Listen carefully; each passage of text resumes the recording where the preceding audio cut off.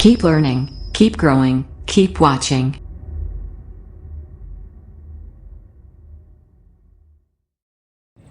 Good morning, everyone. My name is Dhanraj Saini, and welcome back to my channel Let's Crack Paramedical. So, today's we will discuss about the topic of general radiography. दोस्तों, general radiography पढ़ने से पहले हम ये जानेंगे general radiography होती क्या है। जनरल मीन्स सामान्य एंड रेडियोग्राफी को हम दो हिस्सों में तोड़ते हैं, रेडिएशन प्लस ग्राफी, यानी कि रेडिएशन से होने वाली स्टडी। ग्राफी का मतलब होता है स्टडी करना।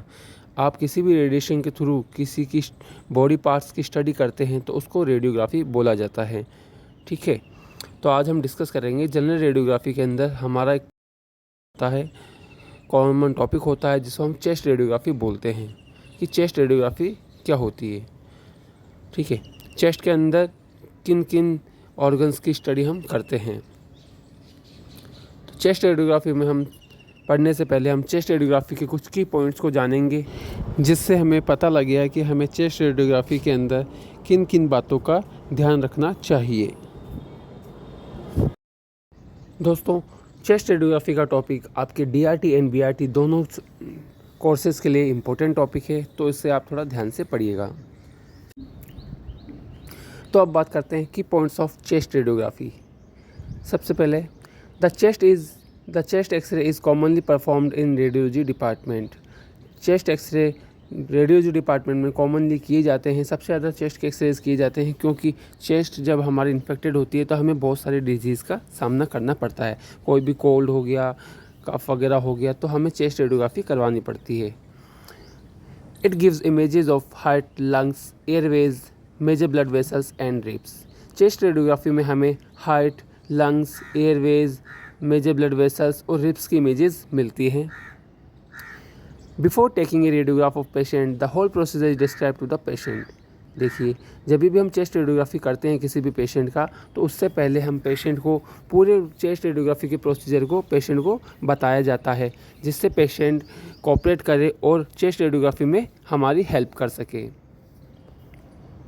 The patient is instructed to remove the clothes and to wear the hospital gown and also be asked to remove the jewelry and any metallic object। देखिए, जो पेशेंट होता है उसको हम क्या करेंगे, सबसे पहले ये इंस्ट्रक्शन देंगे कि उसने जो भी नॉर्मल क्लोथ्स पहन रखे हैं उन्हें वो रिमूव करे और उसके बाद में हॉस्पिटल गाउन को वो पहने। और इसके अलावा हम पेशेंट को ये बोलेंगे कि उसने जो भी थोरेक्स रीजन के अंदर, चेस्ट एरिया के अंदर जो भी उसने कोई ज्वेलरी पहन रखा हो या फिर कोई भी कॉइन, सिक्के, चाबी, कोई भी मेटल ऑब्जेक्ट अगर उसने रखा है थोरेक्स रीजन में, चेस्ट रीजन में, तो उन्हें वो रिमूव कर दें। ये हम इसलिए रिमूव करवाते हैं क्योंकि जो भी हमारे मेटेलिक ऑब्जेक्ट्स होते हैं वो क्या होते हैं, एक्सरे से एक्सपोज होने के बाद में हमारे चेस्ट के इमेजेस के अंदर एज ए डिजीज़ के रूप में काउंट होते हैं। तो इसलिए हमें इन्हें रिमूव करवाना होता है जिससे डॉक्टर गलत इमेज रीड ना करे। The woman should be inform about her pregnancy prior to the procedure. किसी भी वुमन को चेस्ट रेडियोग्राफी करवाने से पहले उससे अपनी प्रेगनेंसी के बारे में एक्सरे टेक्नीशियन या रेडियोग्राफर को बताना चाहिए, क्योंकि प्रेगनेंसी के अंदर जो फर्टिलाइज्ड ओवम जो होते हैं उनके लिए रेडिएशन बहुत ज़्यादा हार्मफुल होती है। The chest radiographs are commonly taken to evaluate pneumonia, emphysema, breathing disorders, injury, pleural effusion, infection, masses, atelectasis, rib cage metastasis, fracture, nodules, tuberculosis, tumor, pneumothorax, deformities and other pathologic conditions। Chest radiography के अंदर हमें इन सभी disease का पता लगता है। सबसे पहले बात करते हैं हम निमोनिया होती है। निमोनिया के अंदर क्या होता है, एयर सैक्स के अंदर हमारे फ्लूइड और पस भर जाता है, इस कंडीशन को हम निमोनिया बोलते हैं। इम्फाइसीमा की कंडीशन में हमें सांस लेने के अंदर कमी आती है, जिसमें क्या होता है, यहाँ पे एल्वेलाई की जो इनर वॉल होती है वो रप्चर हो जाती है, जिससे हमें शॉर्टनेस ऑफ ब्रेथ का सामना करना पड़ता है। ब्रीथिंग डिसऑर्डर्स में हमारे जो लंग्स और एयरवेज हैं ये क्या करते हैं, ये हमें सांस लेने में मुश्किल पैदा करते हैं। इंजरीज़, कोई भी हमारे चेस्ट रीजन के अंदर कोई इंजरी हो जाती है तब हम रेडियोग्राफ करते हैं। देन नेक्स्ट टर्म है प्लूरल इफ्यूजन टर्म हमें बताती है कि अगर हमारे प्लूरल रीजन के अंदर कोई भी फ्लूइड कलेक्शन हो जाता है प्लूरल रीजन जो होता है वो हमारे लंग्स के अंदर प्लूराज होते हैं, जो टिश्यूज़ होते हैं उनके बीच में अगर कोई भी फ्लूइड कलेक्शन होता है तो प्लूरल इफ्यूजन कंडीशन कहलाती है। इसके बाद में है इन्फेक्शन। इन्फेक्शन मतलब कि जैसे कोई भी हार्मफुल बैक्टीरिया, वायरसेस वगैरह, माइक्रो ऑर्गेनिजम्स जो होते हैं वो हमारे लंग्स को इन्फेक्ट करते हैं और उनमें इन्फ्लामेशन कंडीशन क्रिएट कर देते हैं। अब आता है मासेज। मासेज का मतलब हो गया ट्यूमर वगैरह होना। एटेलेक्टेसिस। एटेलेक्टेसिस ऐसी कंडीशन होती है जहाँ पे लंग्स हमारे क्या हो जाते हैं, कोलैप्स हो जाते हैं, सिकुड़ जाते हैं। इस कंडीशन में हमारे दोनों लंग्स भी एक साथ सिकुड़ सकते हैं और कोई एक पोर्शन ऑफ द लंग्स भी सिकुड़ सकता है। फिर आता है rib cage metastasis. Rib cage metastasis होता है यानी अगर हमारी किसी बॉडी की पार्ट के अंदर कोई भी पहले ट्यूमर हो रखा है और वो ट्यूमर हमारे रिब्स केज तक पहुंच गया, यानी कि स्केलेटन ट्यूमर में कन्वर्ट हो गया, तो इस कंडीशन को रिब केज मेटास्टेसिस बोलते हैं। फ्रैक्चर, कोई भी हमारे रिब्स बोन का फ्रैक्चर हो जाना, स्टर्नम बोन का फ्रैक्चर हो जाना, एक क्लेविकल बोन का फ्रैक्चर हो जाना चेस्ट रेडियोग्राफी के लिए एक डिजीज़ का काम करता है। नोड्यूल्स। नोड्यूल्स का मतलब होता है कोई भी स्मॉल एबनॉर्मल ग्रोथ अगर लंग्स में हमारे हो जाती है तो उससे नोड्यूल्स कहते हैं। इसे बिनाइन ट्यूमर के रूप में देखा जाता है। फिर आता है ट्यूबरोकुलोसिस। ट्यूबरोकुलोसिस को हम जनरली टीबी के नाम से भी जानते हैं। ये एक डिजीज़ होती है जिसके अंदर हमारे पूरे लंग्स क्या हो जाते हैं, अफेक्टेड हो जाते हैं और हमें सांस लेने में तकलीफ आती है। ट्यूमर्स, कोई भी किसी भी प्रकार का ट्यूमर, मैलिग्नेंट ट्यूमर अगर हमारे चेस्ट रीजन में है तो वो भी हम इसके थ्रू यहाँ पे इवेलुएट करते हैं चेस्ट रेडियोग्राफ के थ्रू। न्यूमोथेरेक्स। न्यूमोथेरेक्स ऐसी कंडीशन होती है जहाँ पे एयर क्या होती है, हमारे जो लंग्स और जो चेस्ट वॉल है इनके बीच में लीक हो जाती है, यानी कि चेस्ट वॉल और लंग्स के बीच में हमारे एयर क्या हो जाती है, कलेक्ट हो जाती है, इकट्ठी हो जाती है। इस कंडीशन को हम न्यूमोथेरेक्स बोलते हैं। डिफॉर्मिटीज़ का मतलब होता है हमारे ऑर्गन में, किसी भी ऑर्गन में डिजीज़ की वजह से अगर कोई भी विकृति आ जाती है, चेंजेस आ जाते हैं तो उसे हम डिफॉर्मिटीज़ के नाम से बोलते हैं। To avoid blurring caused by respiratory movement, chest x-ray must be always taken in fully inspiration. जब भी हम चेस्ट एक्सरे करते हैं तो हमें फुल्ली इंस्पायरेशन के अंदर चेस्ट एक्सरे करना चाहिए। डैट मीन्स सांस को अंदर लेके होल्ड करने के बाद हमें चेस्ट एक्सरे लेना चाहिए, जिससे कि हमारे रेस्पिरेटरी मूवमेंट जिसमें लंग्स और हार्ट मूवमेंट करते हैं वो मूवमेंट से हम बच सकें और हमारे चेस्ट रेडियोग्राफी की इमेज ब्लर ना आए। The exposure factors varies upon the thickness of the body part, grid ratio, with और without using the grid, speed of intensifying screen and departmental protocols.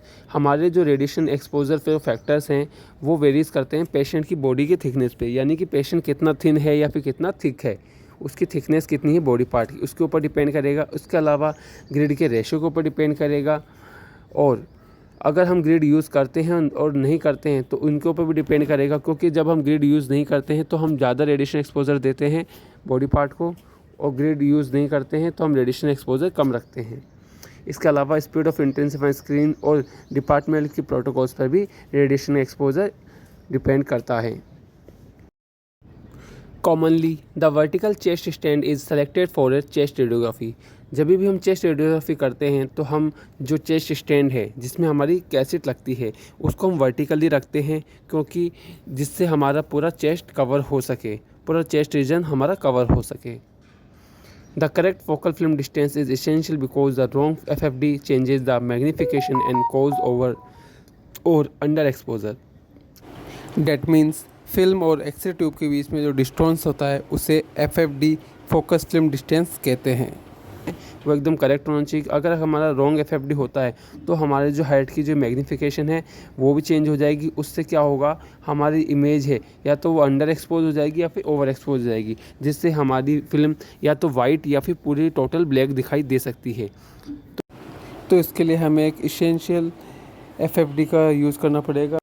To minimize the magnification and to decrease geometric unsharpness and FFD selected between the 150 to 180 cm for chest radiography.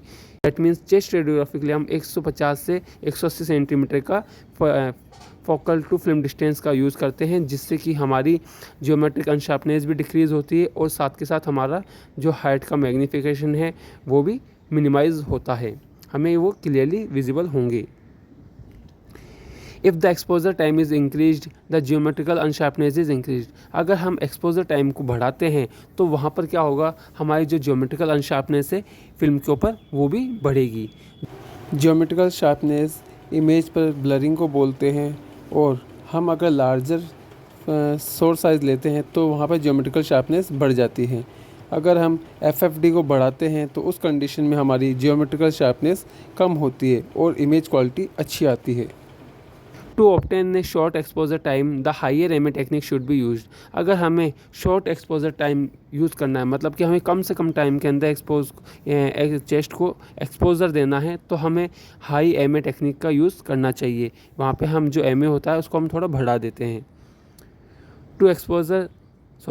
The exposure time for chest radiographer should be less than 20 millisecond.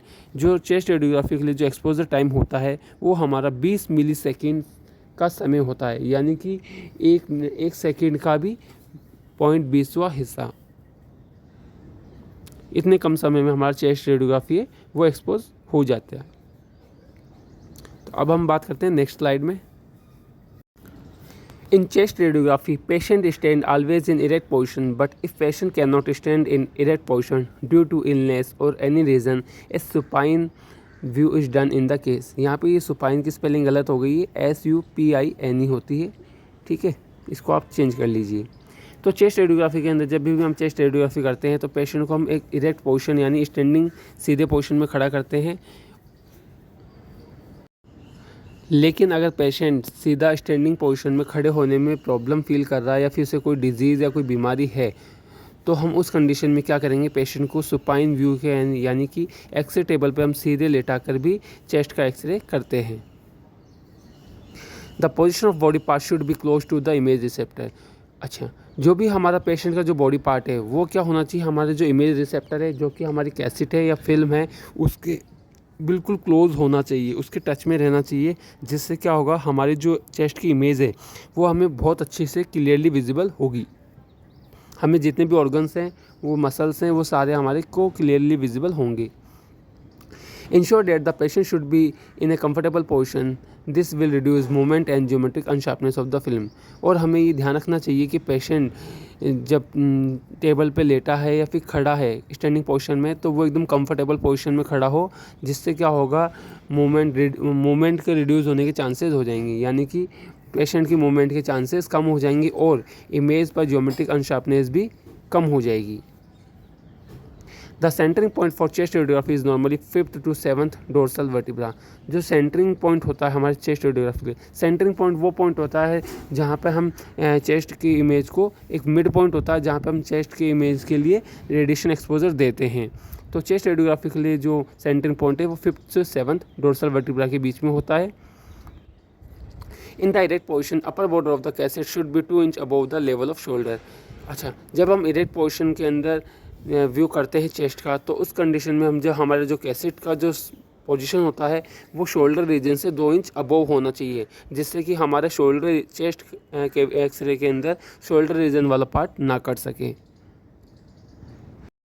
The collimated beam, correct anatomical side marker and correct gonad shielding should be selected for every procedure. That means हम यहाँ कॉलिमेटेड beam का use करेंगे, यानी कि chest radiography के लिए हम chest region को ही सेलेक्ट करते हैं, जिससे कि चेस्ट की सारे ऑर्गन्स, मसल्स, बोन्स हमें इजीली विजिबल हो सके। And correct anatomical side marker, और हमें किस करेक्ट एनाटॉमिकल साइड मार्कर भी चेस्ट की इमेज या रेडियोग्राफ पर लगाते हैं, जिससे कि हमें चेस्ट के इमेज का पता लग सके कि चेस्ट राइट चेस्ट है या लेफ़्ट चेस्ट है। और इसके अलावा हम गोनाड शील्डिंग की भी ज़रूरत होती है। गोनाड शील्डिंग डैट मीन्स हमारे ह्यूमन बॉडी के अंदर जो रिप्रोडक्टिव ऑर्गन्स होते हैं वो रेडिएशन यानी एक्सरे से बहुत ज़्यादा सेंसिटिव होते हैं, इसलिए हम अपने रिप्रोडक्टिव ऑर्गन्स की शील्डिंग करना बहुत ज़रूरी है। The x-ray procedure should be well plan to avoid repeated exposure to the patient. जो भी हम एक्सरे प्रोसीजर यहाँ करते हैं चेस्ट रीजन के लिए वो वेल प्लान होनी चाहिए, ताकि पेशेंट को बार बार रिपीट एक्सपोजर देने की ज़रूरत हमें ना पड़े। एक सिंगल एक्सपोजर के अंदर ही हम चेस्ट रेडियोग्राफ की इमेज दे सकें। Thank you for everyone guys. आज का वीडियो लेक्चर आपको कैसा लगे हमें कमेंट बॉक्स में कमेंट करके बताइए। और अगर आप चैनल पर नए हैं तो चैनल को सब्सक्राइब कर लीजिए और बेल आइकन को प्रेस कर लीजिए, जिससे हमारे लेटेस्ट वीडियो आपको बार बार मिल सकें।